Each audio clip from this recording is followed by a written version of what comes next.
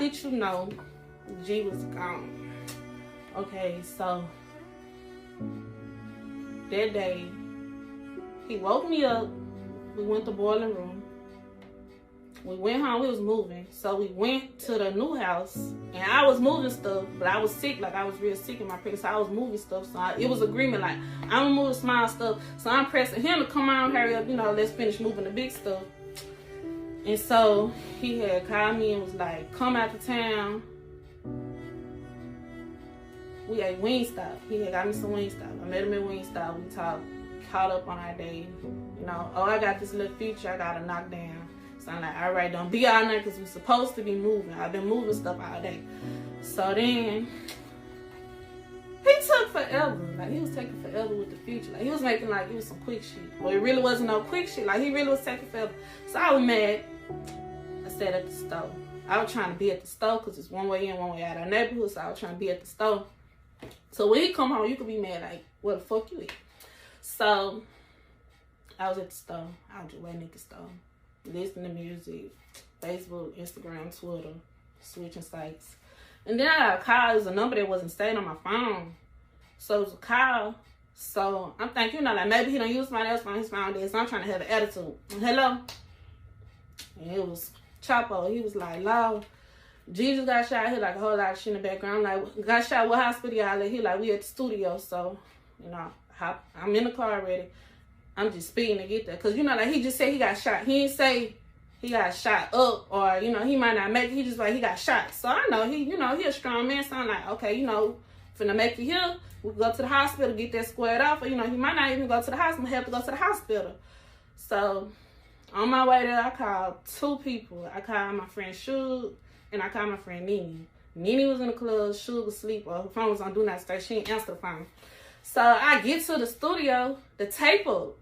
Like, I'm confused at this point because the tape up. So I'm trying to, as soon as, I didn't even get the car parked good. I hopped out the truck. And they running towards, the police running towards me. I'm running to the tape because I'm trying to get up. Like, the tape was so sectioned off. Like, they studio was at the back of the little plaza. So I'm trying to run through. They freeze.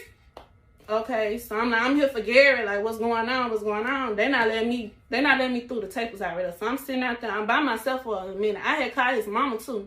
And his mama was like, she was finna come up there. And so I was just out there by myself for the longest, like sitting at the tape, crying, panicking. You know, I don't have nobody down here. You my somebody. Like, I really ain't have nobody. My little sister stayed down there, but she was always back and forth between there and home. So, like, I really don't have nobody. I'm just sitting there, like, crying. You know, I'm trying to hear something. Ain't no ambulance here. Ambulance got there. Ambulance walked up with the little thing. Well, like, literally walked up and walked back. But I ain't see him on the thing, so I'm like, what the fuck going on? Quan called me and was like, he gone. So that's how I knew he was gone. Like, he was there for a little while when I was there, but the tape was already up and I couldn't get through. Like, that's how I found out. My first reaction, it was just like somebody took my heart and just balled it up. Like, my throat was just, I couldn't say nothing. Like, it felt like it needed to be cleared, but I ain't had nothing to say. And I was still out there by myself. Like, I ain't had nobody to, you know, like, confide in, hug, comfort. Like, I'm just like, I'm by myself out here. Like, I ain't had nobody. I took my phone. When I hung up the phone, I took my phone and I literally chunked it up the street because I ain't want to hear nothing else. Like, I don't have nobody right here by me. I don't want to hear nothing else. Like, it ain't no worse news that could come. Like, that was my first reaction. Like, I literally chunked my phone up the street. So, I already didn't have nobody. And it's like, damn, you just fucked it up. If, you know, somebody want to call. And I broke my phone, y'all. That was my first reaction. Who did you first blame for his death?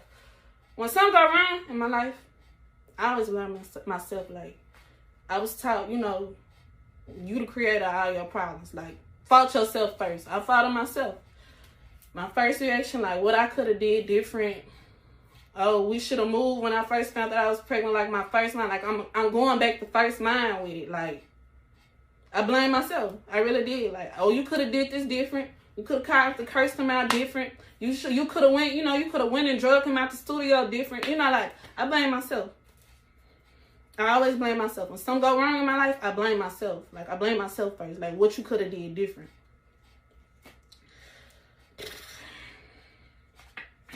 How did kids live by Gigi? I be like, oh, he's still gone. It's like he's starting to notice more now because he be like, why I can't see my dad on the phone? He got this gorilla. It's in his room. Like, my sisters put G voice up in there. And he be like, he got my daddy. He got my daddy. But I don't think he old enough to, like, grasp, like, your daddy not physically here. Like, he don't know the difference between physically and mentally. Like, he still mentally feels his daddy around, but physically he don't understand, like, he don't have a daddy around.